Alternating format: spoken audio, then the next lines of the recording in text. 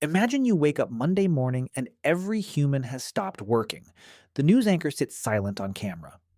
Outside, buses wait with doors open. The grocery store stays dark. A plane circles overhead too long. Your tap still runs for now. Then emergency services ring forever. No plane crosses the sky. No delivery truck breaks at the corner. You make coffee, open the fridge, and think maybe this is just a longer weekend. And then you remember. No one went to work. Not the nurse changing bandages. Not the water operator watching pressure gauges. Not the dispatcher routing trucks. Not the person restocking the pharmacy. Not the driver bringing fuel to the generator. Everyone stopped. Exactly 7 days. People can still eat what they have, sleep in their homes, and help a neighbor informally. But no one runs a control room, no one restocks a shelf, no one repairs a line, and no one answers the alarm. At first, that sounds almost peaceful. That's the trap. Because modern life doesn't fail like a building collapsing. It drifts out of tolerance, slowly, alarm by alarm, until something small becomes something you can't bring back. A 7 day pause wouldn't expose how lazy society is. It would expose how many hands are holding it upright. And here's why that matters. You know weekends, stores stay open, hospitals keep admitting patients, water still climbs to the 10th floor. Somebody is working, somewhere you don't see. During COVID lockdowns, the world looked paused, but essential workers kept the metabolism going. In the United States alone, researchers estimated 90.2 million essential workers before COVID. That was about 62% of the workforce, and roughly 50 million of them usually had to show up physically. Think about that for a second. Essential wasn't a tiny emergency crew, it was a second civilization, hidden inside the first one. But here's where the story gets bigger than empty shelves. Because the first systems to break aren't always the ones you notice first. In the first hours, civilization doesn't collapse. It coasts on systems nobody is touching. Servers blink, pumps hum, refrigerators stay cold. Traffic lights keep changing. Automation can coast for a while, but automation doesn't decide what matters. An alarm sounds in a plant at 2 a.m. Normally, a tired operator leans in, checks the pattern, and knows which warning is noise. They also know which one means a city is about to lose water. Without that person, the warning just keeps blinking. By day one, the supply chain stops breathing. The grocery store isn't empty yet, but the back room isn't being refilled. Warehouse conveyors stop. Port cranes hang over containers. Trucks stay parked. Food isn't really in the store. Food is in motion. In the United States, trucks moved about 72.7% of domestic freight by weight in 2024.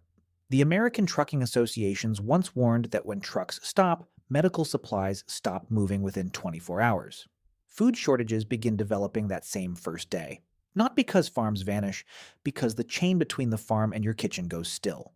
We've seen small pieces of this before. In September 2000, fuel protests hit the United Kingdom. Farmers and truckers blocked refineries and depots. Within about a week, the country was close to paralysis. Sainsbury's warned it could run out of food within days. Royal Mail said it had fuel for one more day's deliveries. The government set aside 300 petrol stations for emergency users. Fuel existed, but delivery, priority, and trust had started to fail. Now, multiply that by the entire planet. In March 2021, the Ever Given grounded in the Suez Canal. One 400-meter ship blocked a trade artery for 6 days. Estimates put delayed goods at about $9 billion per day. One ship held the world by the throat. In a 7-day global pause, every choke point stops at once. Ports, rail yards, warehouses, fuel depots, payment systems, and then the lights start becoming personal. Electricity isn't stored in the grid like water in a tank. It has to be balanced second by second. Generators push power in. Homes and factories pull power out. Operators keep the match from slipping. In North American reliability work, real-time checks can be required every 30 minutes. Without dispatchers, field crews, fuel handlers, and cybersecurity staff, small faults don't stay small. A relay trips to protect equipment. Another line takes extra load. A substation overheats. Nobody sends the truck. On August 14th, 2003, the Northeast blackout hit about 50 million people. It cut off 61,800 megawatts of electric load. Crews spent days restoring what had fallen out of balance. In this pause, those crews are home. Nuclear plants wouldn't just be left to explode, they are designed to shut down under unsafe conditions. But safe shutdown still needs power, cooling, monitoring, and licensed people in the control room. That's not drama, it's maintenance. Now here's the part you feel in your apartment. The bathroom sink slows. Drinking water is a pump system, a chemical system, an electricity system, and a people system. The CDC tells households to store at least 1 gallon per person per day for 3 days. That recommendation is a clue. By day 3, many prepared families have reached the bottom of the basic supply. High-rise upper floors may lose pressure first. A toilet flush becomes a question. And if sewage lift stations fail, waste starts moving the wrong way. After the 2003 blackout, around New York City, about 500 million gallons of untreated sewage were released. Not because water turned dangerous on its own, because pumps, generators, fuel, and people all had to line up. By day 4, backup plans hit their edge. Hospitals are resilient buildings. They are not magic islands. Emergency planning often asks hospitals to sustain themselves for up to 96 hours. But a week is 168. Without clinicians, pharmacists, cleaners, cooks, security, and IT staff, a hospital becomes a warehouse of equipment. Dialysis shows how fast that turns personal. After Hurricane Katrina, 94 Gulf Coast dialysis units were closed for at least a week. For the people waiting on those machines, a missed appointment isn't an inconvenience. It is chemistry building up in the blood. In 2017, the WannaCry cyber attack hit the NHS. Almost 20,000 appointments and operations were canceled, and staff were still there, scrambling. In this week, there is no workaround crew. And it isn't only paid work that keeps people alive. This scenario still lets you help family informally. But notice what that means. The International Labor Organization estimates more than 16 billion hours of unpaid care and domestic work happen every day. That's like 2 billion people working 8-hour days without pay. Someone feeds the infant, someone lifts the older parent, someone checks the medicine. If that stops, the first infrastructure failure is inside the home.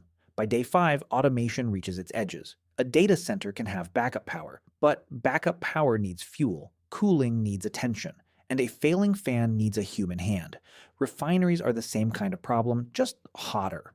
Safety procedures exist because industrial systems drift toward unsafe limits. Usually someone catches that drift.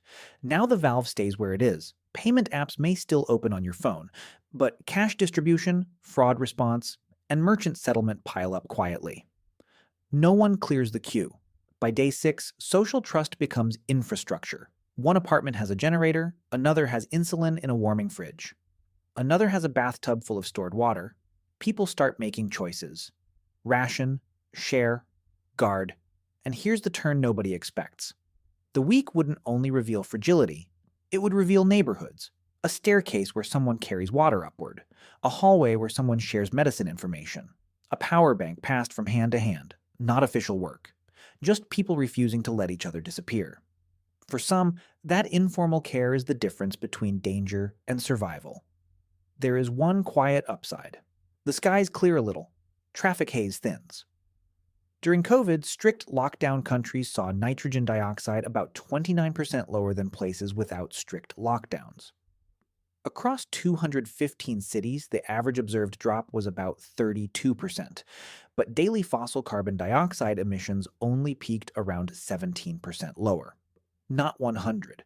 Because even when people stay home, infrastructure keeps breathing. A pause is ecological quiet. It is not a cure.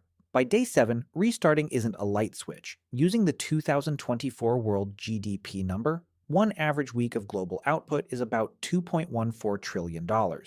But the loss isn't a neat subtraction. Spoiled food has to be thrown out. Missed dialysis can't be unmixed from the body. Sewage cleanup waits in the streets. Cargo is stranded in the wrong place. Invoices, court dates, prescriptions, and repairs are all backed up. Some animals haven't been fed. Some equipment has been damaged by waiting.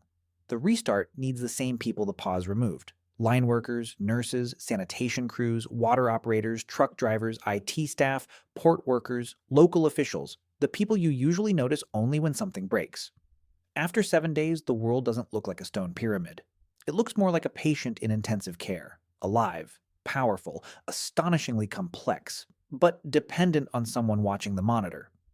Work isn't just paychecks. It isn't just meetings, uniforms, and time clocks. Work is how society does maintenance on reality, one shift at a time. And if one week without workers can make the modern world unsafe, maybe the miracle wasn't automation. Maybe the miracle was always the hand reaching for the alarm before you ever heard it.